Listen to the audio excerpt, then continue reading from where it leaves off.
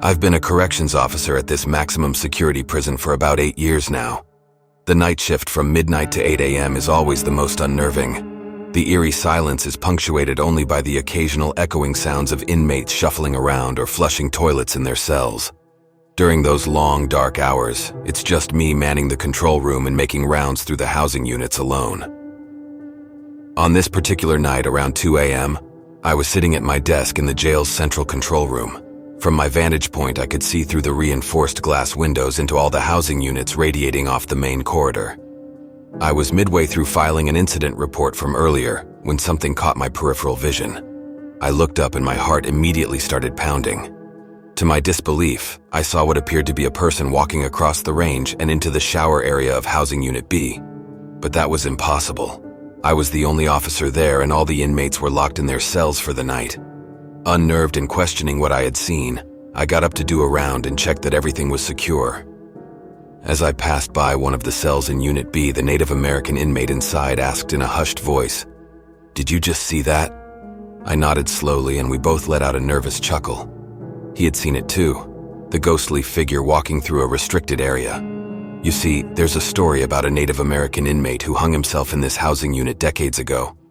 The legend is that his spirit lingers and sometimes appears to other Native inmates here. From what I was able to piece together, he was a young Navajo man who had been sentenced to 25 years for aggravated assault.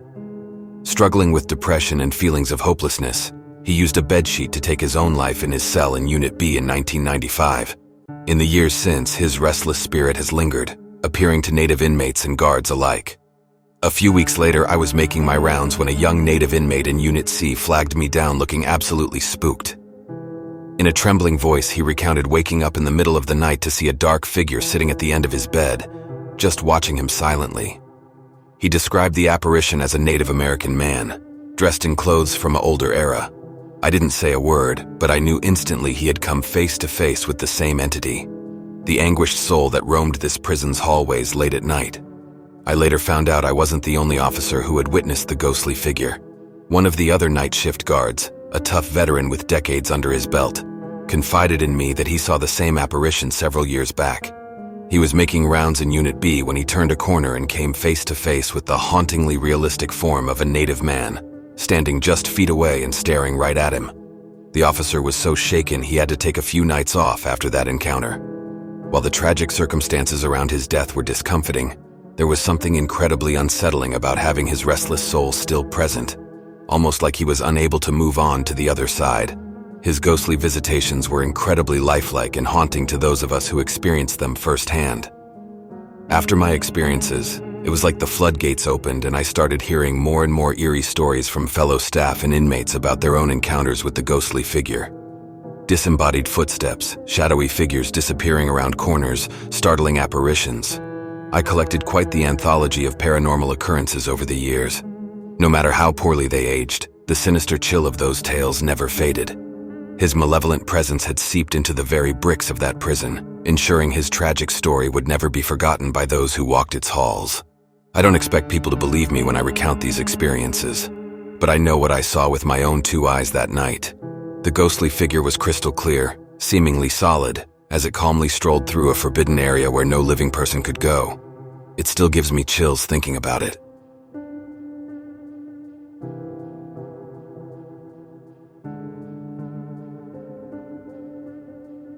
I had just started working as a corrections officer at the state prison a few months prior.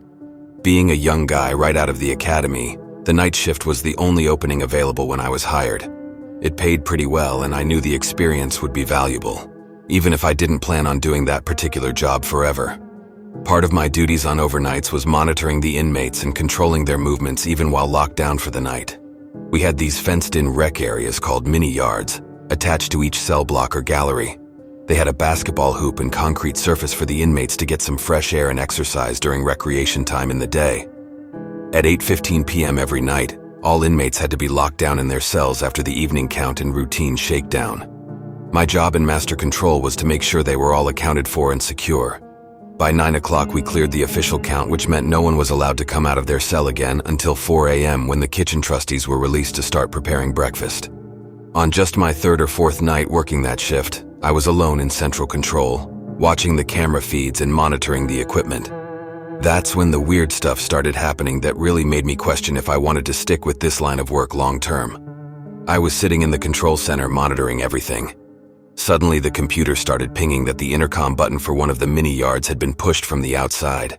This really freaked me out because I hadn't let anyone into those areas, and for someone to get in from the outside, they'd have to climb through 3 rows of razor wire fencing. I pulled up the camera feed hoping to see maybe a maintenance worker who had used a key to get inside.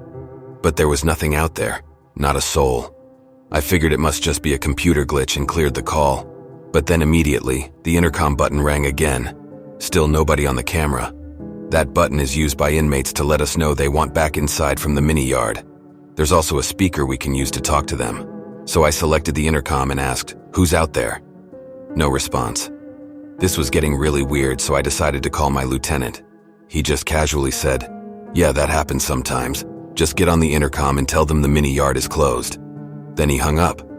So against my better judgment, I opened up the intercom speaker to that seemingly empty fenced-in area and stated firmly, "Sorry, the mini yard is closed." And just like that, the ringing stopped. I still have no idea what was going on that night, but I learned to listen to the experienced people around me, even when things seemed creepy and impossible. At first, I was totally confused and creeped out by the inexplicable occurrences, like the mini yard intercom ringing from seemingly no one. As a newcomer, I had a hard time wrapping my head around these paranormal-seeming events, but the veteran officers treated it like business as usual. My lieutenant's nonchalant reaction told me that this was just part of the job in a place like this. Over time, I realized I had no choice but to get used to it, as unnerving as it could be at first. Working in a prison, especially on the graveyard shift, you had to accept that creepy, unexplainable things were bound to happen. It was just part of the territory.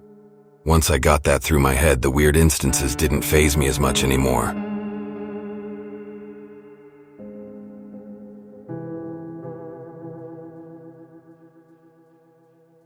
Working as a correctional officer in a maximum security prison is a demanding job that constantly puts you in tense, unpredictable situations. I'd been on the job for a little over a year at that point, still fairly new but feeling like I was getting the hang of things. Even so, some days reminded me how dungeon-like and depraved that environment could be. It started with an incident involving an inmate in secured housing who had been refusing to shower or maintain basic hygiene for weeks. Her living quarters had become a biohazard, with her bunkmate constantly complaining about the overpowering stench. After multiple warnings, her lack of hygiene violated protocol and she was headed to solitary confinement for a forced shower. As one of the more junior officers, I drew the short straw and got assigned the revolting task of retrieving and inventorying her personal property from her locker to be stored while she was in the hole. I didn't know at the time just how disturbing those belongings would turn out to be. When we couldn't get her locker combination, we had to cut the lock off. As soon as I opened it, an overwhelming stench hit me. The locker was absolutely filthy inside. Roaches started scattering out as I dug through her belongings while double-gloved. When I finally got through that putrid bag of mildewed clothes and used feminine products, I figured the worst was behind me. How naive I was. As I started going through the rest of her property, I came across some paperwork and file folders. At first glance, they looked like typical inmate correspondence. Letters from family, legal paperwork, and the like. But as I flipped through the pages, an icy chill went down my spine.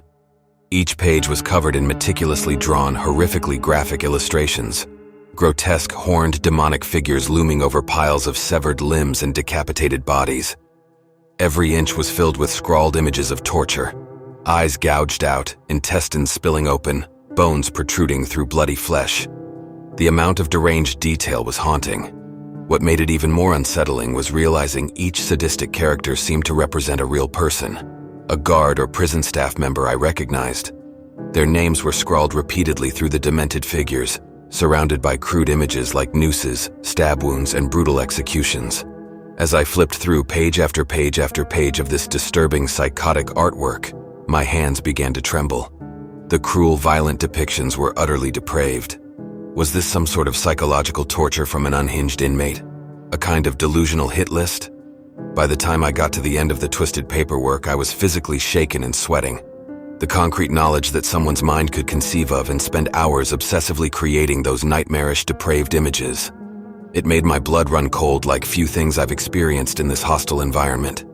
I carefully bagged and tagged every single page as evidence of a very troubled, very dangerous psyche. I've had inmates threaten me and act unstable before, but there was something uniquely unsettling about those meticulous, grisly drawings from that deeply disturbed woman. It's haunting imagery I'll never forget. From that day on, I made sure to keep an extra watchful eye anytime I had an assignment involving that inmate. Those gruesome drawings gave me actual nightmares for weeks. Hellish images I couldn't unsee no matter how hard I tried. The depravity she was capable of visualizing and detailing was absolutely chilling.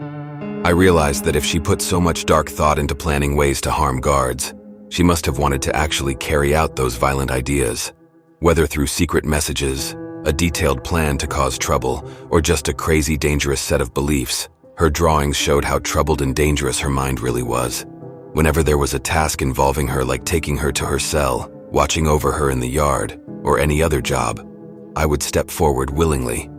It wasn't because I wanted to go out of my way, but because she made me feel very uneasy in a way few other inmates did. I felt like I could see into her troubled mind very clearly. After witnessing the terrible things she was capable of because of her troubled mind, I couldn't let my guard down around her. She needed constant, careful supervision because she was one of the most troublesome and potentially dangerous inmates in the prison.